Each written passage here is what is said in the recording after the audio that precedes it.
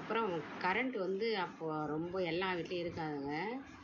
எனக்கு தெரிஞ்சே வந்து எங்கள் வீட்டுக்கே கரண்ட்டு எனக்கு தெரிஞ்சு தான் வாங்கினாங்களே. கரண்ட் இல்லைன்னு சொல்லிவிட்டு நாங்கள்லாம் வந்து தெருவில் இந்த ஸ்ட்ரீட் லைட் இருக்கும் இல்லையா, அங்கே உட்காந்து தான் படிப்போம். அதுக்கப்புறம் கரண்ட் வந்ததுக்கப்புறம் ஒரே ஒரு பல்ப் மட்டும்தான், கரண்ட் வந்த புதுசில் ஒரு பல்ப் மட்டும் போட்டு கரண்ட்டு எரிய வச்சு காட்டினாங்க. அந்த வெளிச்சத்தில் உட்காந்து படித்தா அது ஒரு சந்தோஷமாக இருக்கும்.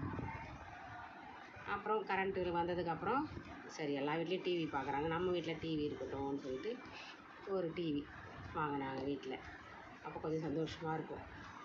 அதில் வந்து சண்டே வந்து தமிழ் படம் பார்ப்போம், சாட்டர்டே வந்து ஏதாவது ஒரு மொழி படம், மலையாளம், தெலுங்கு, ஹிந்தி, அது போல் ஏதாவது ஒரு மொழி போடுவாங்க. அது பார்க்க நல்லாயிருக்கும் அந்த படம்லாம். அப்போ வந்து அதெல்லாம் பார்க்கும்போது நமக்கு நல்லா இருந்தது. ஆனால் இப்போ வந்து எங்கே பார்க்க முடியாது, அதெல்லாம் இல்லையே. நமக்கு பிடிச்ச படம் எதுனாலும் இப்போ நம்மளாக போட்டு பார்க்குறோம். அப்புறம் அப்போல்லாம் வந்து நாங்கள்லாம் சின்ன பசங்களாக இருக்கும்போது இந்த ஸ்வீட் கடைங்கள்லாம் வந்து நிறைய கிடையாது ஊரில். எங்கள் ஊர்லேயே கூட ஒரே ஒரு ஸ்வீட் கடை தான் இருக்கும். அது ஏதோ இந்த லோக்கல் ஸ்வீட்டுங்க செஞ்சு விற்பாங்க. அதெல்லாம் கூட வாங்கி கொடுக்க மாட்டாங்க எங்கள் வீட்டில். ஸ்வீட்லாம் சாப்பிடக்கூடாது, பல் பூச்சி வரும் அப்படின்னு சொல்லிடுவாங்க. அதனால் அதெல்லாம் சாப்பிட மாட்டோம். வீட்டில் வந்து வேர்க்கடலை உருண்டை, சோமாஸ், முறுக்கு, இந்த தீபாவளி டைமில் பலகாரம் அதாவது அதிரசம், இதெல்லாம் சுட்டு வீட்டில் அப்போல்லாம் வந்து பானை, அடுக்கல் பானை இருக்கும், அடுக்கி வச்சுருவாங்க. அந்த பானையில் எல்லாம் இருக்கும். எங்களுக்கு வேண்டியதை ஒரு பானையை கீழே வச்சுட்டு அதை எடுத்து சாப்பிடுவோம். இன்னொரு விஷயம் தெரியுமா உங்களுக்கு?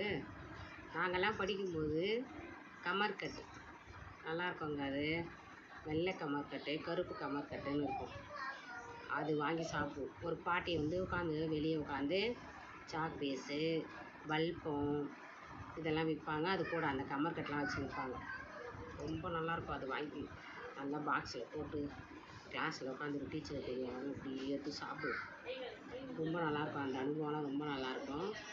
இன்னமும் நான் படித்த ஸ்கூலில் 1ஆவதுலேருந்து 5ஆவது வரைக்கும் படித்த ஸ்கூலில் அந்த ஸ்கூல் உள்ளே போனால் அந்த பழைய ஞாபகம்லாம் வரும். அந்த ஸ்கூல் எல்லாம் மாற்றியாச்சுங்க. நான் டாக்டர் ராதாகிருஷ்ணன் படித்த ஸ்கூலில் தான் நானே படித்தேன். அது எனக்கு ரொம்ப பெருமை. அந்த ஸ்கூலில் வந்து எல்லாம் மாற்றியாச்சு.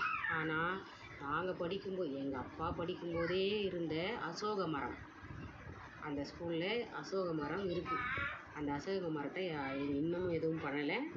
அந்த ஸ்கூல் நிர்வாகம் அழகாக வச்சு அதை பார்த்துட்ருக்காங்க.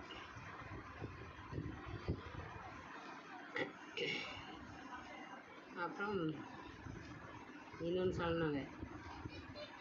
நாங்கள் வந்து எப்படின்னா, இப்போல்லாம் வந்து எல்லா ஸ்கூலில் காலையில் போகிறாங்க, அதுக்கப்புறம் வந்து மதியம் லஞ்சு அதுவும் அப்படியே கொடுத்து அனுப்பிடுறாங்க. அதுக்கப்புறம் ஈவினிங் தான் வெளியே வராங்க. வந்த உடனே எல்லாம் வீட்டுக்கு பேரண்ட்ஸ் கூட்டின்னு போயிடுறாங்க. ஒரு ஆட்டோ இல்லை பஸ்ஸு ஏதோ ஒன்று போய் சேர்ந்துடுறாங்க. நாங்கள் அப்படிங்களா, ஸ்கூல் விட்டோடனே வெளியே மதியம் வெளியே வருவோம். சாப்பிட வீட்டுக்கு போகிறதா இருந்தால் அப்படியே ஃப்ரெண்ட்ஸுங்களோட அப்படியே பேசிகிட்டே போயிட்டு சாப்பிட்டுட்டு டைம் ஆகி போச்சு, சீக்கிரம் வா சொல்லிட்டு ஓடுவோம். அதுக்கப்புறம் ஈவினிங் அதே போல்